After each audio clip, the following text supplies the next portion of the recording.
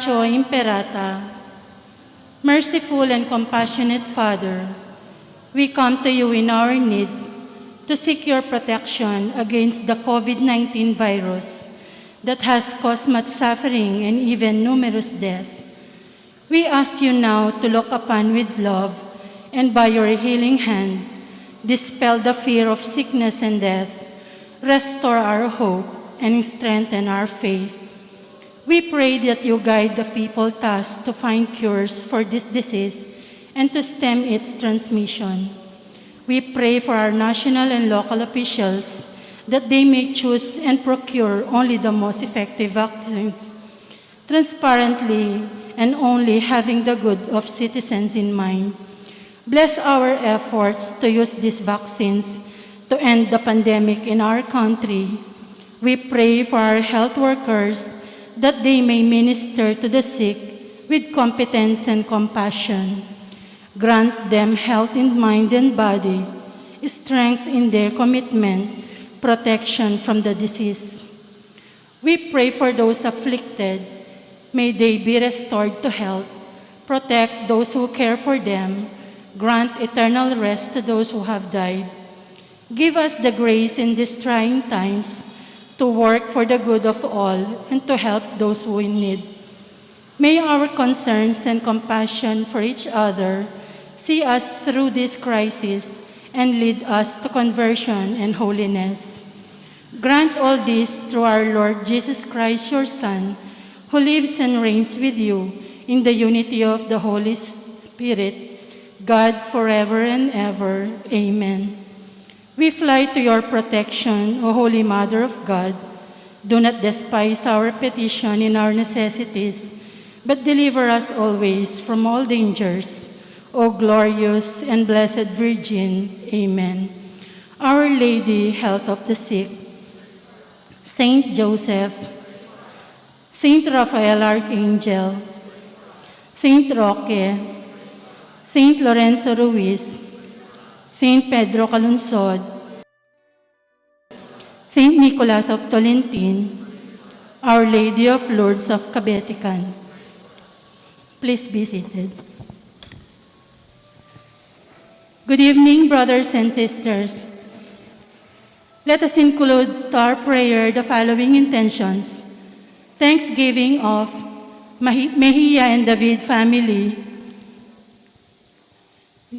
Lizelle Cochon, Mr. and Mrs. Felipe Pineda and family, for the special intentions of Delano Malyari, Jerome Bato, Rick Sani Bacani and family, Imelda Mendoza and family, Teresa Espiritu and family, for the quick recovery of Dante B. Malyari and family, Nathaniel Bermudez, Maria Elizabeth Salvador, Maria Janet Aquino, Ras Malyari, Haushan Batu and Sarmiento family, Roger Dizon.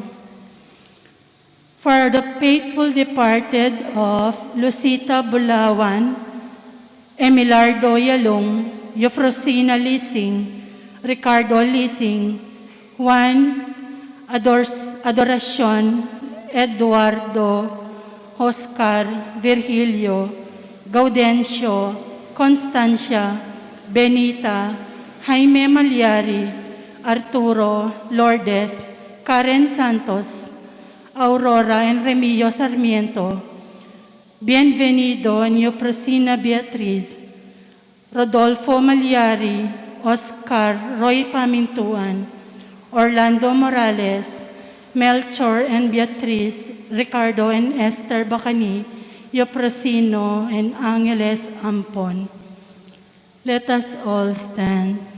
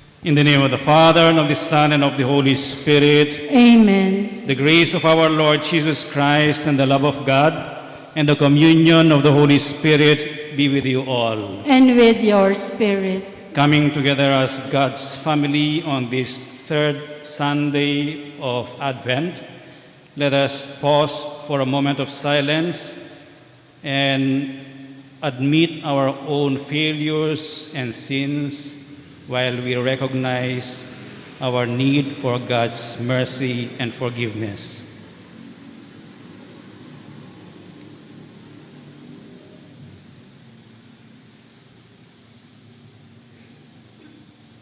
All together, let us say, I confess to Almighty God and to you, my brothers and sisters, that I have greatly sinned in my thoughts and in my words, in what I have done and in what I have failed to do, through my fault, through my most grievous fault.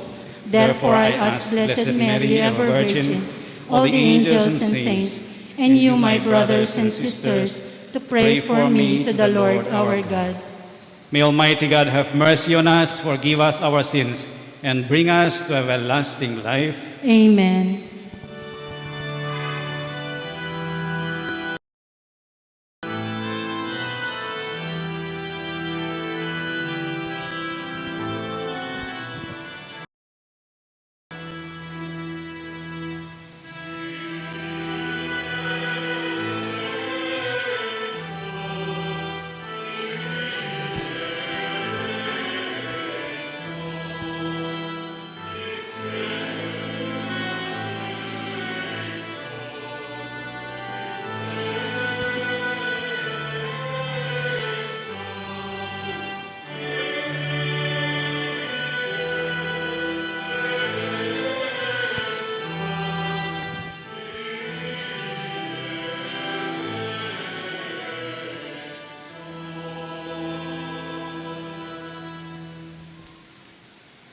Let us pray. O God, who see how your people faithfully await the feast of the Lord's Nativity, enable us, we pray, to attain the joys of so great a salvation and to celebrate them always with solemn worship and glad rejoicing. Through our Lord Jesus Christ, your Son, who lives and reigns with you in the unity of the Holy Spirit, one God, forever and ever. Amen.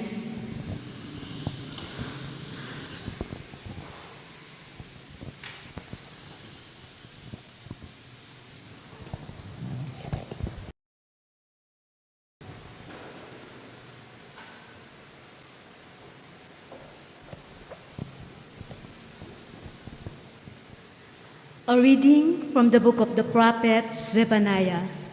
Shout for joy, O daughter Zion. Sing joyfully, O Israel. Be glad and exult with all your heart, O daughter Jerusalem. The Lord has removed the judgment against you. He has torn away your enemies. The King of Israel, the Lord, is in your midst. You have no further misfortune to fear. On that day, it shall be said to Jerusalem, Fear not, O Zion, be not discouraged. The Lord your God is in your midst, a mighty Savior. He will rejoice over you with gladness and join you with his love. He will sing joyfully because of you, as one sings at festivals. The word of the Lord. Thanks be to God. Cry out with joy and gladness, for among you is the great and Holy One of Israel. Cry out with joy and gladness, for among you is the great and Holy One of Israel. God indeed is my Savior. I am confident and unafraid. My strength and my courage is the Lord, and he has been my Savior. With joy you will draw water at the fountain of salvation. Cry out with joy and gladness, for among you is the great and Holy One of Israel. Give thanks to the Lord, acclaim his name. Among the nations make known his deeds. Proclaim how exalted is his name. Cry out with joy and gladness, for among you is the great and Holy One of Israel. Sing praise to the Lord for his glorious achievement.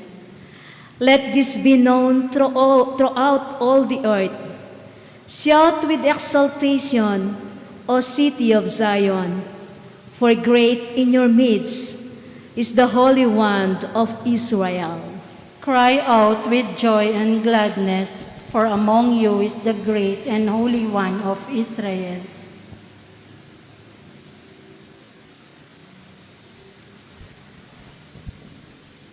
A reading from the book of the prophet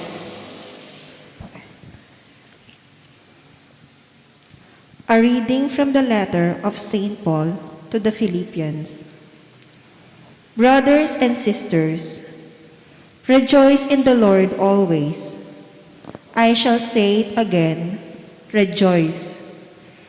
Your kindness should be known to all. The Lord is near.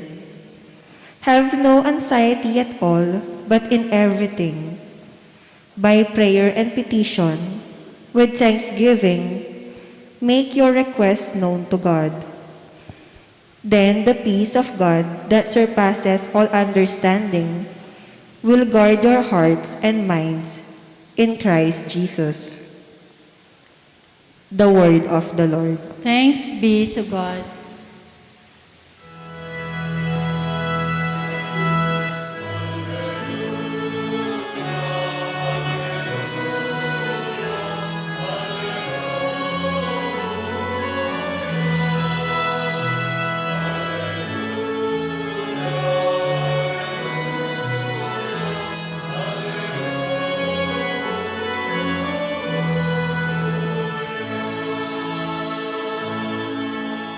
The Spirit of the Lord is upon me, because He has anointed me to bring tidings to the poor.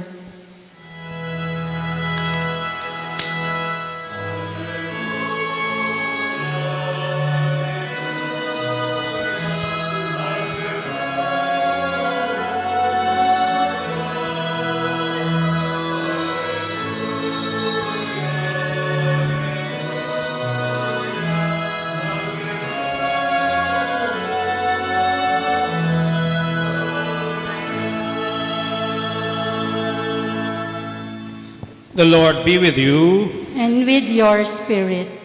A reading from the Holy Gospel according to Luke. Glory to you, O Lord.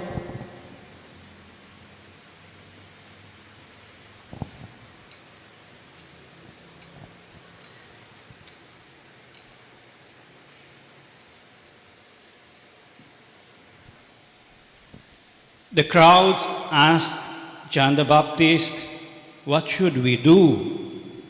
He said to them in reply, "Whoever has 2 cloaks should share with the person who has none, and whoever has food should do likewise." Even tax collectors came to be baptized and said to him, "Teacher, what should we do?" He answered them, "Stop collecting more than what is prescribed." Soldiers also asked him, "And what is it that we should do?" He told them, "Do not practice extortion, do not falsely accuse anyone, and be satisfied with your wages." Now the people were filled with expectation, and all were asking in their hearts whether John might be the Christ. John answered them all, saying, "I am baptizing you with water, but one mightier than I is coming. I am not worthy to loosen the thongs of his sandals.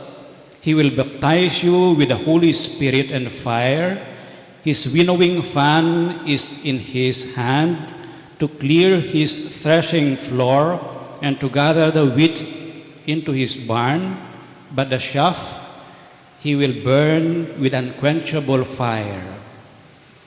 Exhorting them in many other ways, he preached the good news to the people. The Gospel of the Lord. Praise to you, Lord Jesus Christ.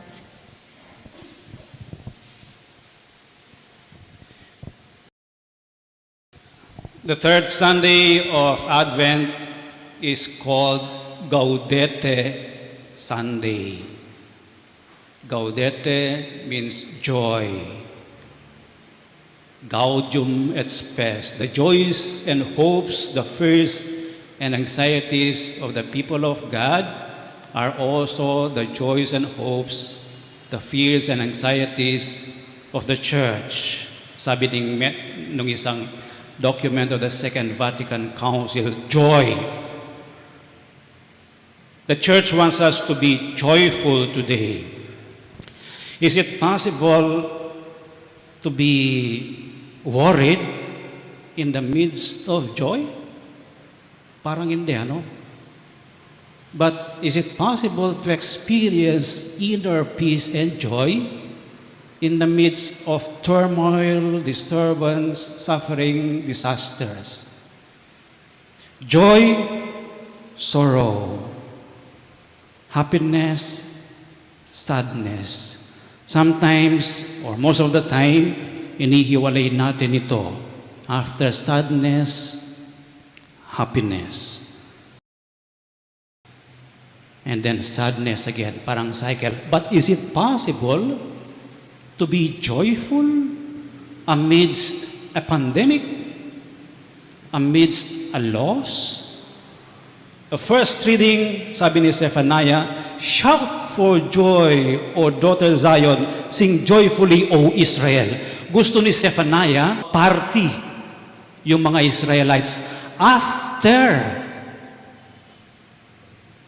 tumaob ang Jerusalem, after a disaster. Sabi ni Zephaniah, let us rejoice. The Lord has removed the judgment against you. He has turned away your enemies. Pero nasira ang Jerusalem.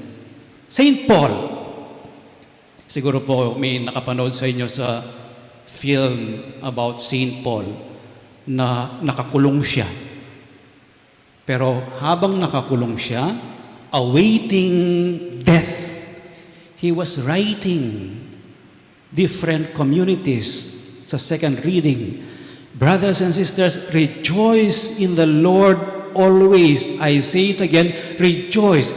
Most of his letters were written while he was in prison, while he was waiting death, while he experienced suffering.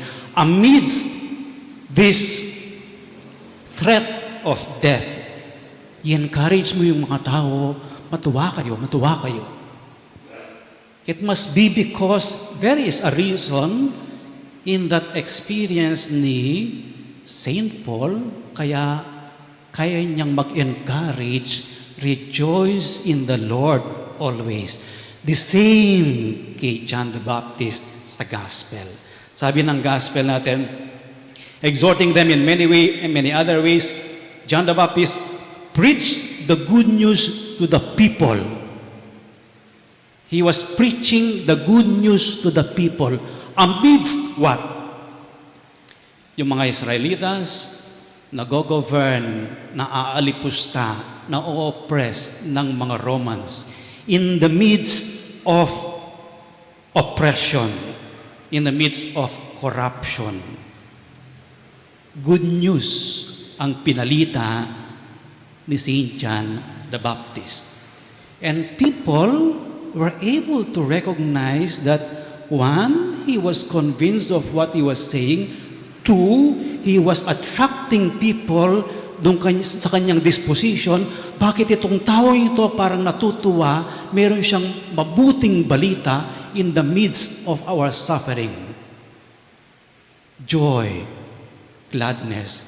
Zephaniah, St. Paul, John the Baptist, meron silang commonality. Ang pinanggagalingan ng kanilang pag-anyaya to rejoice always in the Lord is they all believe that God is near, that God is coming, that moved them to preach the good news, that moved them to communicate the message of God's presence in the world, that God is here and never leaves us, even in the midst of suffering. To be able to believe that, to be able to internalize that, brings about inner calmness, peace, and joy. And when that comes out sa pananalita, nakikita ng mga tao, ang taong to, parang sinasabi ng mga nagpabinyag kay John the Baptist, ang taong to, makikita mo ang Diyos.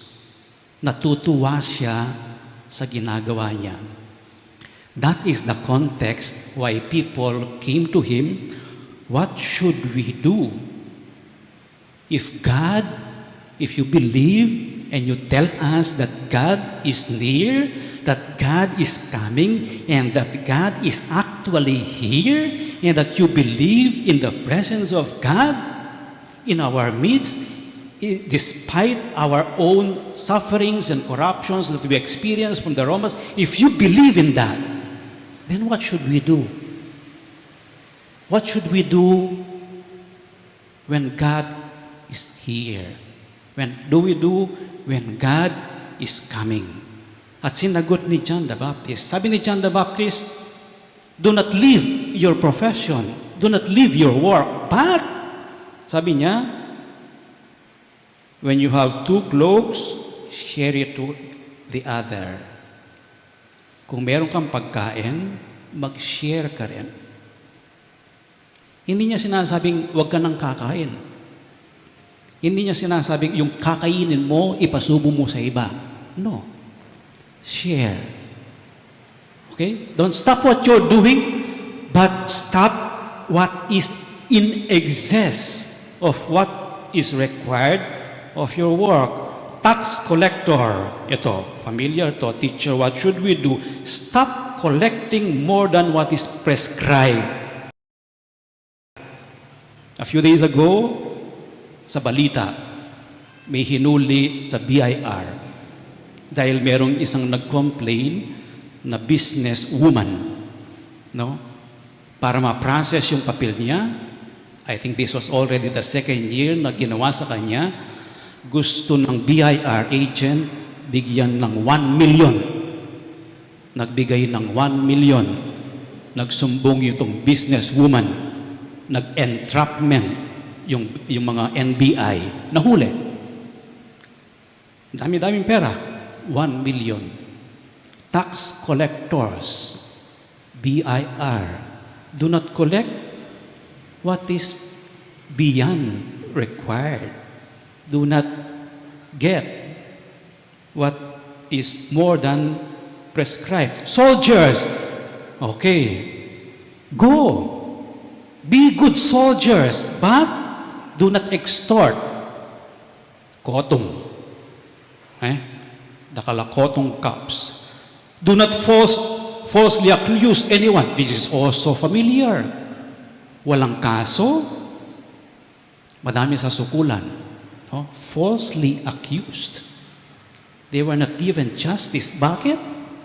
Mga sundalo, mga law enforcers, para mapadali yung trabaho nila, false accusation, magtatanim ng mga ebidensya. Tama ba yun na ginagawa ng mga soldiers, ng mga policemen? Hindi. Stop doing that, sabi ni John the Baptist. Be satisfied with your wages. In other words, live with the wages that you receive. Pero, as the bishop mentioned this morning, if you already established a lifestyle, law enforcer ka, meron kang second family, meron ka pang third family, kailangan mo silang sustentuhin, therefore, gagawa ka ng pagkakaperahan outside your work. That is not a behavior if you are in the presence of God. That is what John is telling us. No? That is what John is telling us.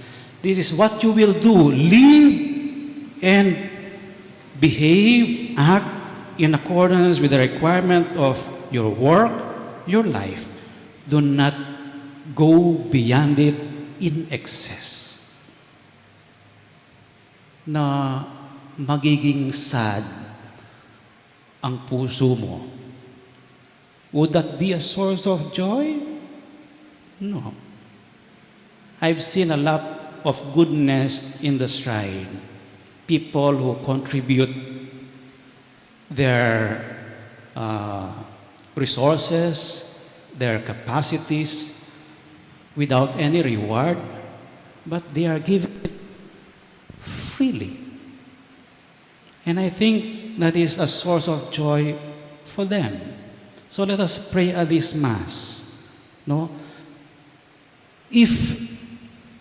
Let us pray for this grace to be able to live faithfully according to our calling. Kung pari ka, kung talasawa ka, kung mayroon kang trabaho sa office o sa palengke, to live according to your calling. And parang sinasabi ni John, alam mo, you can project, you can show that you are a son or daughter of God. You can show that God is near by the way you live your life faithfully, avoiding any excess, any tinge of corruption. No? Kasi po, ang daling mandaya kapag walang nakakakita. Ang daling dayain din ng sarili. No? The first one na dinadaya natin palagi, ang sarili. Palagi kong dinadaya, 3 piraso lang ng chicharon, hindi naman makaka-apekto ito sa cholesterol ko. Lo and behold, after a few days, nakakadalawang supot na ako. Hanggang masakit na itong batok ko, dinadaya ko ang sarili ko. Because excess. That is just a small example. So let us pray at this Mass. As we prepare for the coming of the Lord, let us see, ano yung sobra sa buhay ko na hindi ko dapat ginagawa? Ano ang dapat kong gawin to show to myself that God is with me always? That God is calling me actually to reform, to change my ways. John was calling them tax collectors, people, soldiers. Change your ways. Go back to the straight path. Let us stand and profess our faith. All together, I believe in one God, the Father Almighty, maker of heaven and earth, of all things visible and invisible. I believe in one Lord Jesus Christ, the only begotten Son of God, born of the Father before all ages, God from God, light from light, true God from true God, begotten not made, consubstantial with the Father. Through him all things were made. For us men and for our salvation, he came down from heaven, and by the Holy Spirit was incarnate of the Virgin Mary, and became man. For our sake he was crucified under Pontius Pilate. He suffered death and was buried, and rose again on the third day in accordance with the Scriptures. He ascended into heaven, and is seated at the right hand of the Father. He will come again in glory to judge the living and the dead, and his kingdom will have no end. I believe in the Holy Spirit, the Lord, the giver of life, who proceeds from the Father and the Son, who with the Father and the Son is adored and glorified, who has spoken through the prophets. I believe in one holy, Catholic, and Apostolic Church. I confess one baptism for the forgiveness of sins, and I look forward to the resurrection of the dead and the world to come. Amen. The coming of the Lord is near. We have been encouraged to ask for anything we need with prayer and thanksgiving. Therefore, let us pray to the Father. Lord, hear our prayer. Please repeat. Lord, hear our prayer.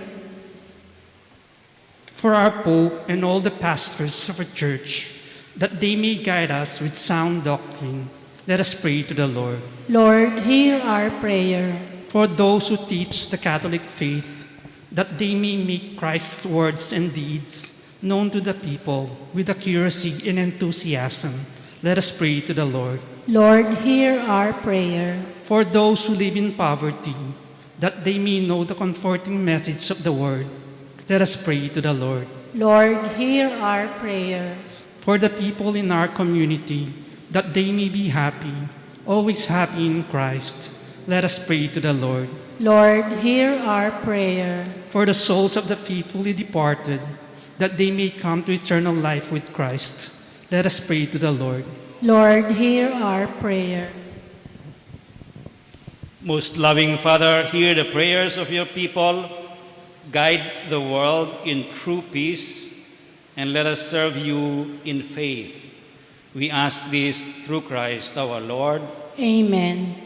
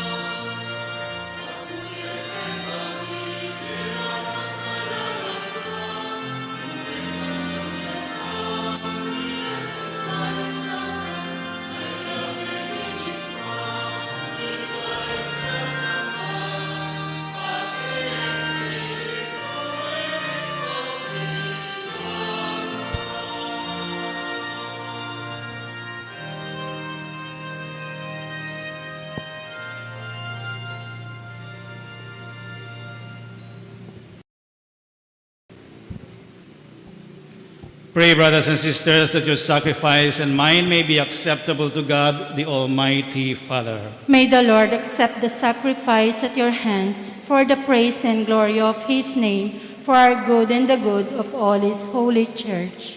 May the sacrifice of our worship, Lord, we pray, be offered to you unceasingly to complete what was begun in sacred mystery and powerfully accomplish for us your saving work. We ask this through Christ our Lord. Amen. The Lord be with you. And with your spirit. Lift up your hearts. We lift them up to the Lord. Let us give thanks to the Lord our God. It is right and just. It is truly right and just, our duty and our salvation, always and everywhere to give you thanks, Lord, Holy Father, Almighty and eternal God, through Christ our Lord. For he assumed at his first coming the lowliness of human flesh, and so fulfilled the design you formed long ago and opened for us the way to eternal salvation, that when he comes again in glory and majesty and all is at last made manifest, we who watch for that day may inherit the great promise in which now we dare to hope. And so with angels and archangels, with thrones and dominions, and with all the hosts and powers of heaven, we sing the hymn of your glory, as without end we acclaim.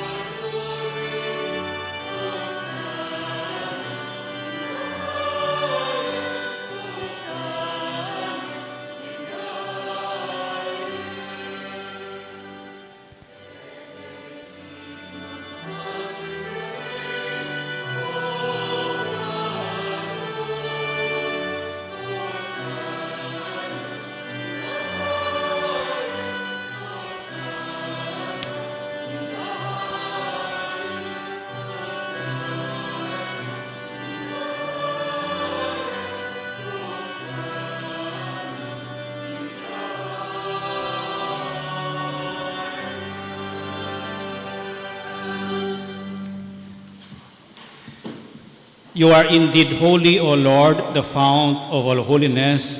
Make holy, therefore, these gifts, we pray, by sending down your Spirit upon them like the dewfall, so that they may become for us the body and blood of our Lord Jesus Christ. At the time he was betrayed and entered willingly into his passion, he took bread and, giving thanks, broke it and gave it to his disciples, saying, "Take this, all of you, and eat of it, for this is my body, which will be given up for you."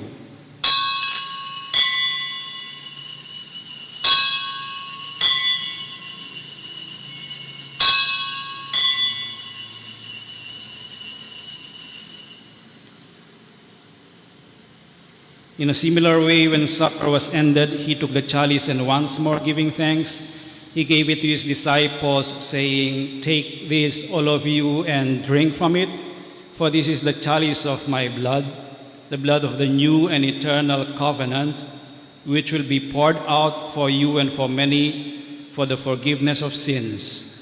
Do this in memory of me."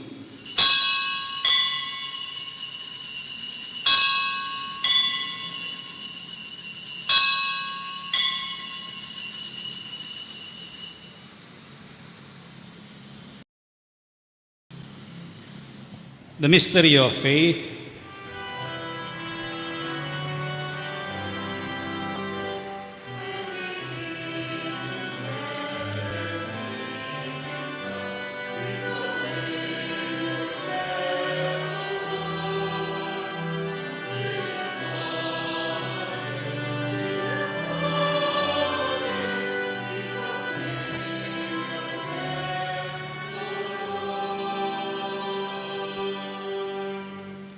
Therefore, as we celebrate the memorial of his death and resurrection, we offer you, Lord, the bread of life and the chalice of salvation, giving thanks that you have held us worthy to be in your presence and minister to you. Humbly we pray that partaking of the body and blood of Christ, we may be gathered into one by the Holy Spirit. Remember, Lord, your church spread throughout the world, and bring her to the fullness of charity, together with Francis our Pope and Florentino our Bishop and all the clergy. Remember also our brothers and sisters who have fallen asleep in the hope of the resurrection, and all who have died in your mercy. Welcome them into the light of your face. Have mercy on us all, we pray, that with the Blessed Virgin Mary, Mother of God, with blessed Joseph, her spouse, with the blessed apostles and all the saints who have pleased you throughout the ages, we may merit to be co-heirs to eternal life and may praise and glorify you through your Son, Jesus Christ. Through him and with him and in him, O God, Almighty Father, in the unity of the Holy Spirit, all glory and honor is yours forever and ever.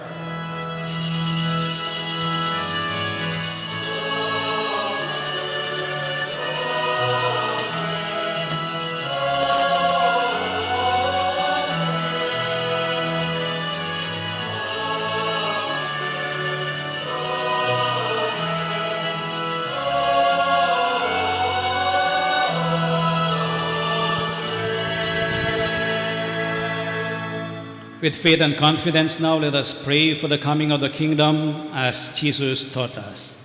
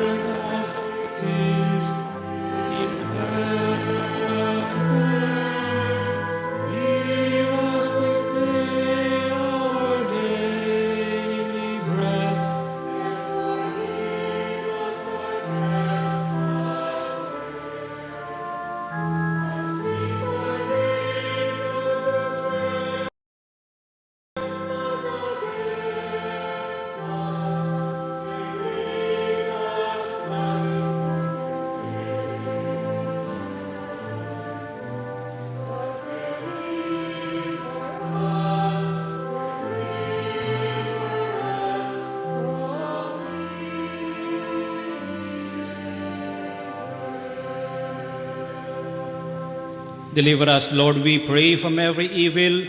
Graciously grant peace in our days, that by the help of your mercy we may be always free from sin and safe from all distress, as we await the blessed hope and the coming of our Savior, Jesus Christ. For the kingdom, the power, and the glory are yours, now and forever. Lord Jesus Christ, who said to your apostles, "Peace I leave you, my peace I give you," look not on our sins, but on the faith of your church, and graciously grant her peace and unity in accordance with your will, who live and reign forever and ever. Amen. The peace of the Lord be with you always. And with your spirit. Let us share with one another now the peace of Christ. Peace be with you.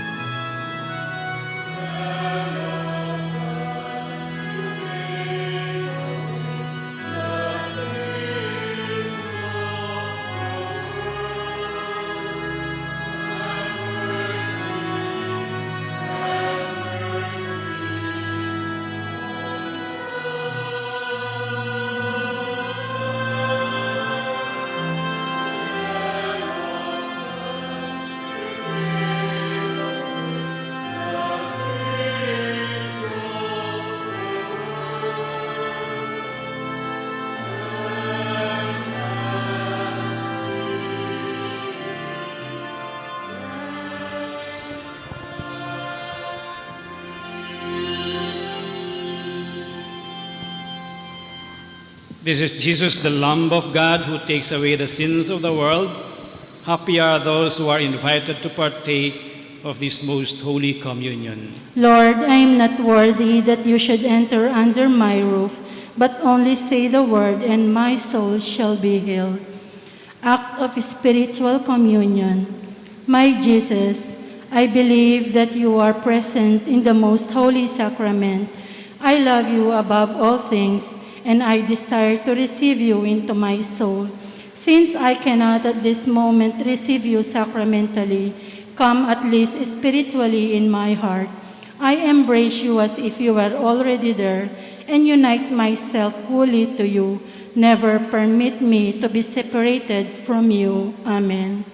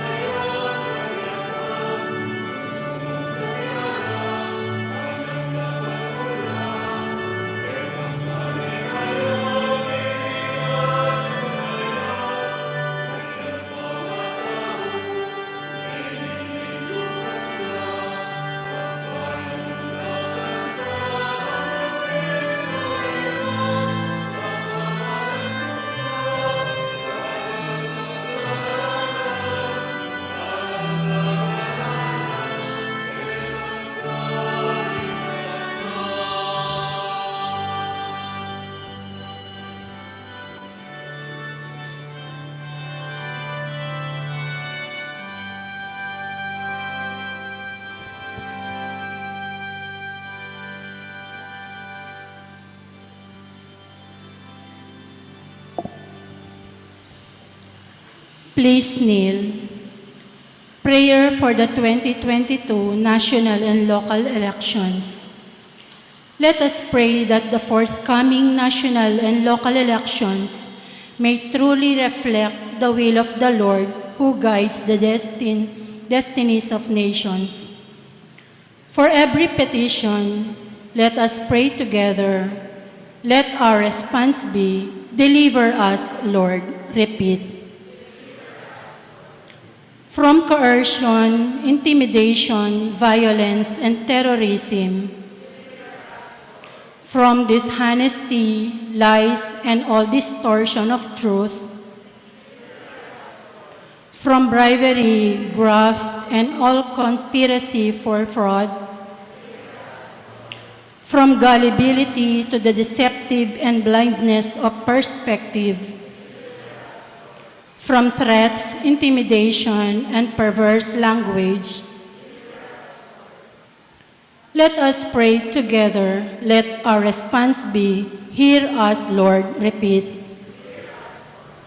That conscience may always be our ultimate norm. Let the common good may always be our highest goal. That human dignity may be reflected all the time. That the poor and the weak may always have the priority. That care for creation may never be ignored. That solidarity may guide the path of peace and development. That genuine fear of God and love of neighbors may guide those who seek public office. Let us pray all together. Shepherds of souls and Savior of the nations, politics is your gift to us, a call to serve others and grow in holiness. Guide our politics as you guide our lives. May our politics engagement for voters and candidates bring glory to your loving name and help us grow in holiness forever and ever. Amen. Let us pray. We implore your mercy, Lord, that this divine sustenance may cleanse us of our faults and prepare us for the coming feasts. We ask this through Christ our Lord.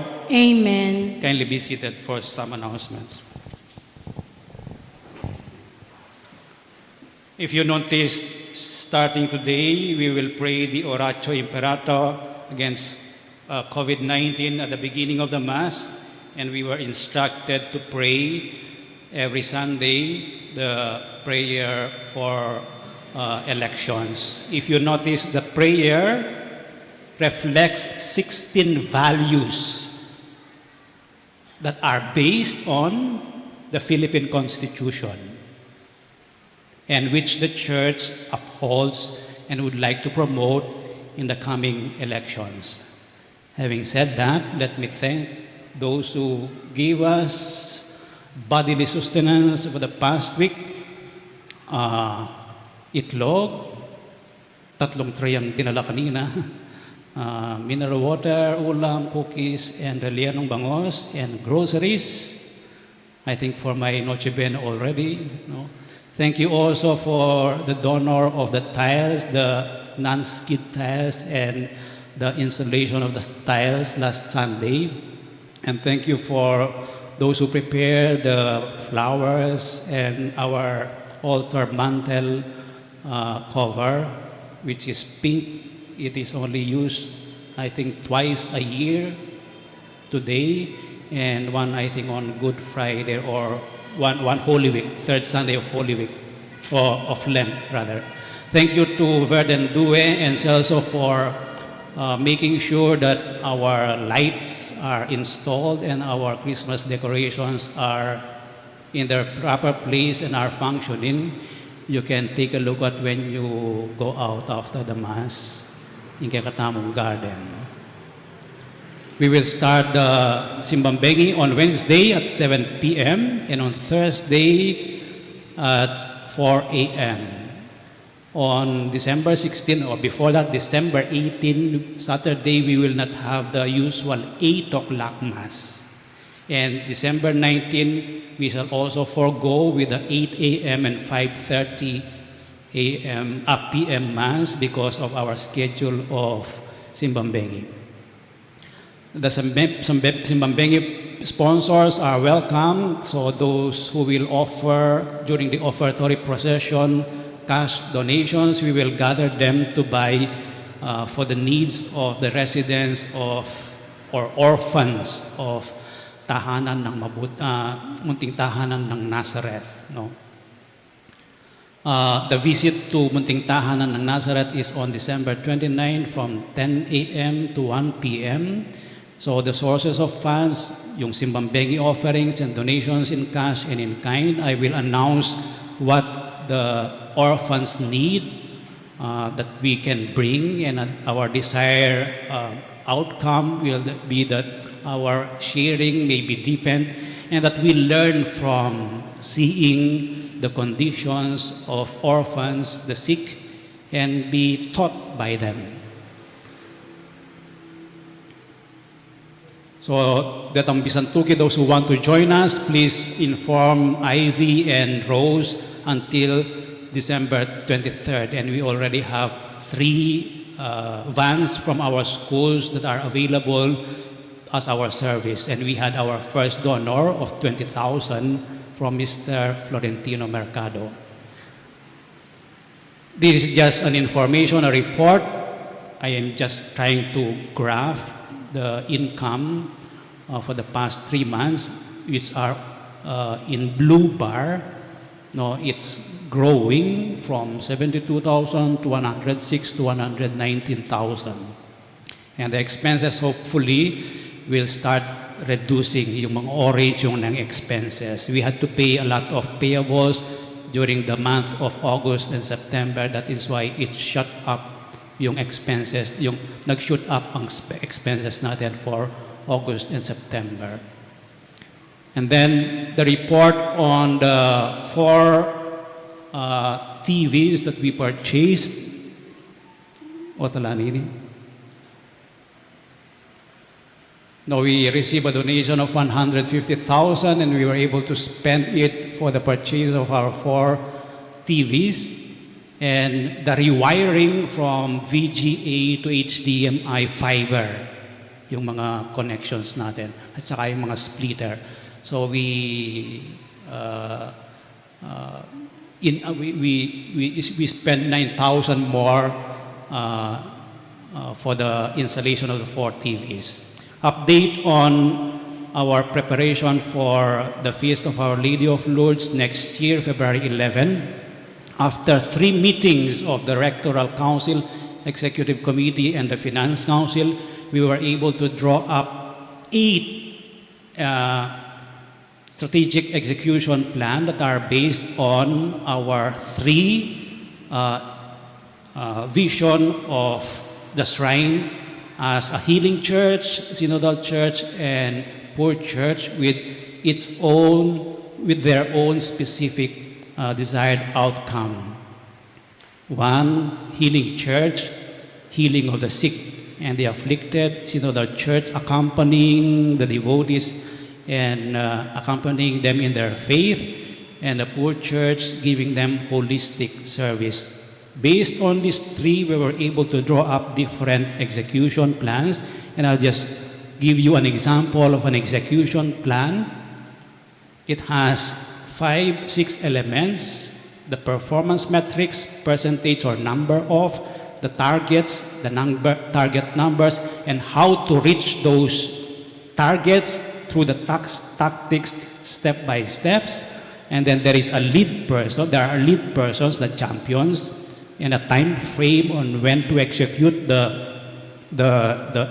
plan and the budget for the plan. What I'll show you now is a summary of the 8 strategic plans with their budget.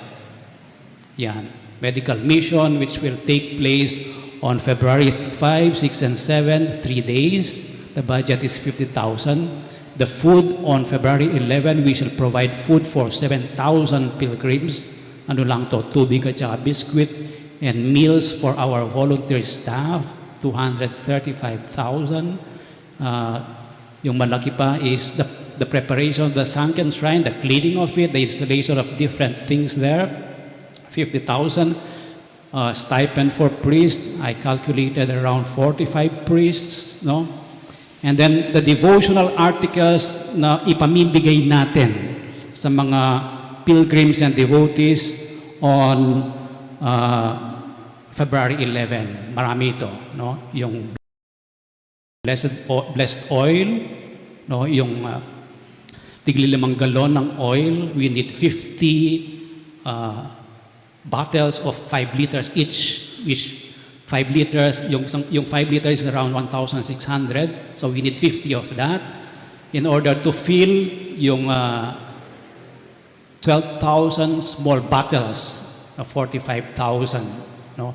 We need 10,000 stampitas, 12,000 rosaries, 50,000 ang budget for that. A total of, ito yung pinakamarami yata, 234,950. So what you will give as donations for our fiesta will be given in terms of services and religious articles to our devotees on the 11th of February next year. Included among the devotional articles, we will also provide or give away sash, yung blue sash.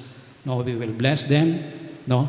And during the medical mission of 3 days after yung check-up nila ng mga sick people natin, I will perform yung sacrament of the anointing of the sick here. No? And then sa security and food and grocery packs for 105 families from 7 parishes. No? 35 families each day for 3 days. That's around 200,000. So with a total of 914,950 as a proposed initial budget for next year. The sources of funds for this: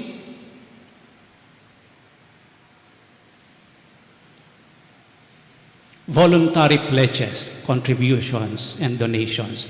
We will not distribute envelopes. We will not assign collectors. We will not issue tickets for raffles. There will be no raffles. The preparation, the novena, and the fiesta, we will make it a point that it is a spiritual and pastoral experience event. It's not a cultural event. No? But it has to be a joyful, pastoral, and spiritual experience. No? You can also donate through GCash. There is our official GCash number, 0945-778-2268. And the Finance Council will manage the funds. So they will receive all pledges and donations. They will keep them, they will disperse them, they will prepare a report. They will also take the lead in tapping people to contribute. Okay? Sa GCash po, pwede kayo mag-donate ng 5 pesos. Okay? Hanap lang kayo ng may kilalang may GCash. Bigyan kita ng 5 pesos, i-send mo yung 5 pesos na yun sa number na yun, tapos. No, you don't have to install GCash in your own cell phone, but you can do it. It's for free. There is no zero lang ang minimum ang lalagyan mo. Okay? And the start of our campaign for donations and pledges is yesterday.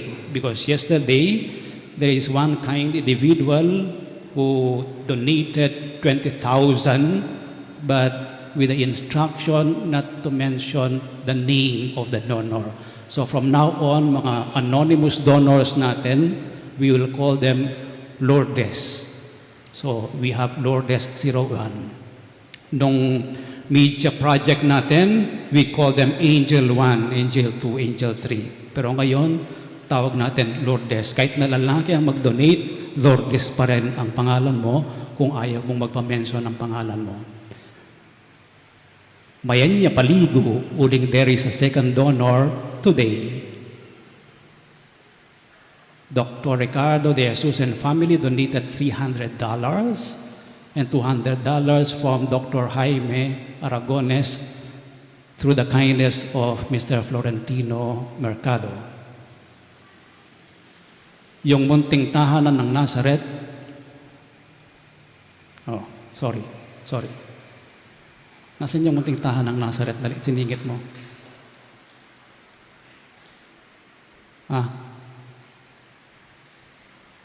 Wala. Meron pong, I mentioned already the 20,000 for the munting tahanan. Oh, my mind is already fading. Sige po, luhod tayo for the prayer to Our Lady of Lourdes.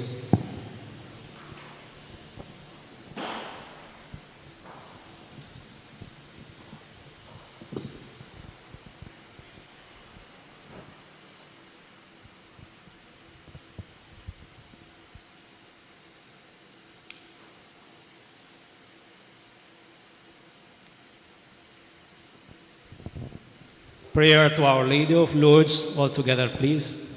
Ever Immaculate Virgin, Mother of Mercy, Health of the sick, Refuge of sinners, Comforter of the afflicted, you know my wants, my troubles, my sufferings. Look with mercy on me.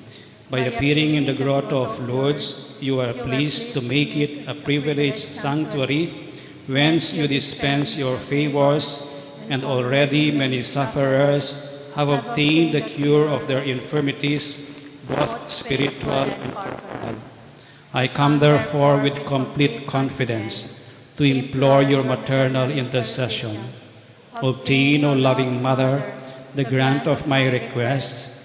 Through gratitude for your favors, I will endeavor to imitate your virtues, that I may one day share your glory. Amen. Our Father, who art in heaven, holy be your name, your kingdom come. Your will be done on earth as it is in heaven. Give us this day our daily bread, and forgive us our sins, as we forgive those who sin against us. Do not bring us to the test, but deliver us from evil. Amen. Hail Mary, full of grace, the Lord is with you. Blessed are you among women, and blessed is the fruit of your womb, Jesus. Holy Mary, Mother of God, pray for us sinners, now and at the hour of our death. Amen. Glory be to the Father, and to the Son, and to the Holy Spirit. As it was in the beginning, is now, and ever shall be, world without end. Amen. Kindly stand.